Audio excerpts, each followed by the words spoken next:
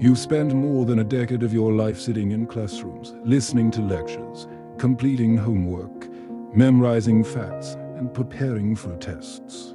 You're told that doing well in school is the key to success. No one wants to see your certificates or your test scores. The real world is moving fast, and you're left trying to figure out how it actually works. That success is nonlinear, that the people who win are not always the ones with the highest grades, but the ones with the strongest minds, the boldest hearts, and the deepest resilience. In the classroom, failure brings shame. It's a symbol of inadequacy. But in life, failure is feedback. It's the universe pointing you in a new direction. No successful person got there without stumbling, falling, and getting back up again. Often dozens, even hundreds of times. Failure is not the opposite of success. It is the path. And the sooner you embrace that truth, the freer you become. Free to take risks. Free to try new things. Free to evolve. You were taught how to pass exams, but not how to handle rejection. In the education system, your schedule is created for you. If you believe you're limited, if you believe you're stuck, if you believe you don't deserve more, you will unconsciously act in ways that reinforce those beliefs. But if you believe you can learn, that you can grow, that you can create something bigger than your current circumstances, you open doors that were once invisible. A growth mindset is more valuable than any degree. It keeps you moving when things are unclear. It keeps you grounded when things go wrong. It keeps you humble when things go right. It's the anchor and the fuel of high achievers. Bells tell you when to move. Teachers remind you of deadlines. Parents oversee your progress. But in life, no one's coming. No one is waking you up in the morning. No one is holding your hand. You are responsible for you. Success demands consistency. It demands focus. It demands the ability to delay gratification. To keep showing up. Especially when it's hard. Especially when you don't feel like it. Discipline is not something that comes naturally to most people. It's built. It's practiced. It's earned through repetition and determination. Without it, potential goes to waste. Dreams stay unfulfilled, and time slips through your fingers. You were taught how to recite facts, but not how to think critically under pressure. You were taught how to show up on time, but not how to manage your own time when no one's watching. And maybe, most importantly, you were taught how to chase approval, not how to trust your own voice. You realize quickly that the rules have changed, that the skills you need now are entirely different from the ones you were graded on. And you start to wonder, what else didn't they teach you in school? You're promised that if you follow the system, stay out of trouble, and get good grades, you'll be rewarded with a good job, a stable life, and the respect of society. But then you step out into the real world, and things don't quite match the narrative you were sold. Suddenly, no one is asking about your report cards. The truth is, school was designed for structure, order, and compliance. It was built to produce people who could follow instructions and fit into a system.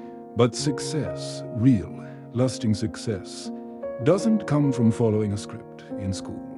You're rewarded for knowing in life. You're rewarded for learning. The difference is huge. Knowing assumes finality. Learning assumes growth. The people who succeed in life are not the ones who think they already know it all, but the ones who never stop growing. They read, they listen, they test, they fail, they adjust, and then they keep going.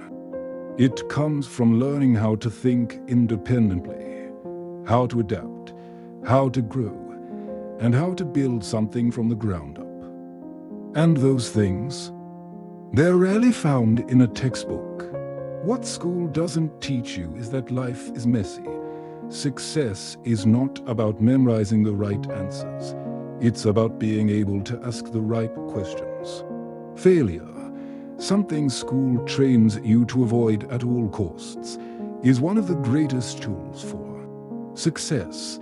Another thing school doesn't prepare you for is the need for a self-discipline. What you also weren't taught is the power of your mindset.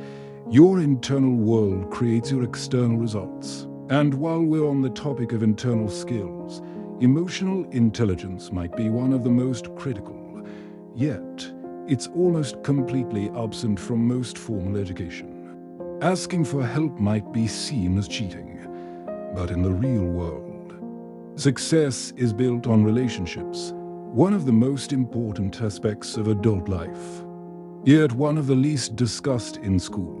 You're expected to pick a major, a career path, often before you even understand yourself. The truth is, passion is not something you find once and keep forever. It evolves. It's something you build by taking action, by experimenting, by being curious, by saying yes to new experiences, and learning what lights you up.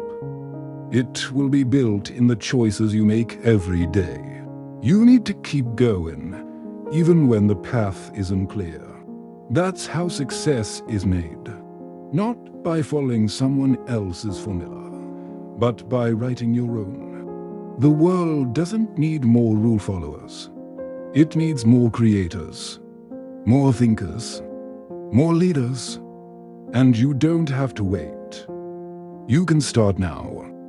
In your habits, in your mindset, in how you respond to setbacks, in the relationships you form, the confidence, the relationships, the mindset.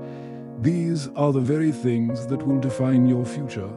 Learn them, practice them, live them. And watch what happens when you stop chasing permission and start creating your own version of success, in the way you show up for your dreams when it's uncomfortable, when it's uncertain, and when no one believes in you yet.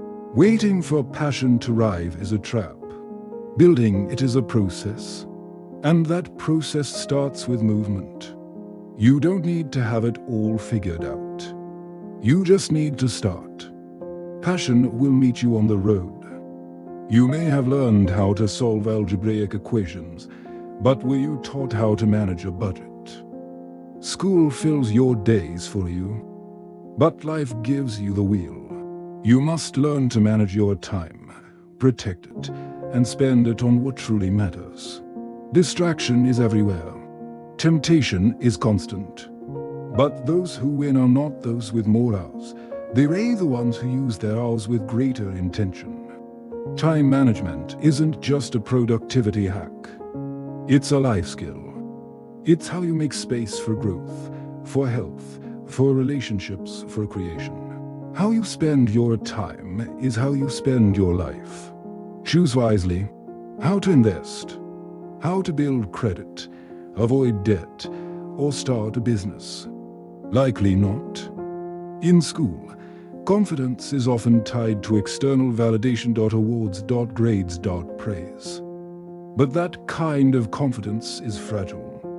Real confidence is earned through repetition, through showing up when it's hard, through doing the work when no one's watching, through proving to yourself, day after day, that you can handle more than you thought. Confidence is not something you're born with. It's something you build, one action at a time. Yet, financial literacy is foundational to freedom. Understanding how money works gives you choices. It gives you security. It allows you to take risks, to say no to toxic jobs, to build something of your own. It's not about greed. It's about control. Control over your time, your decisions, and your future. It's not just what you know, it's who you know. And more importantly, who knows you, who trusts you, and who's willing to open doors for you because of the value you've provided. Networking isn't manipulation. it's connection. It's about building genuine, mutually beneficial relationships over time. And those who master this skill don't just succeed, they thrive. Because opportunities don't live in isolation. They live in conversations, in collaborations, and in communities.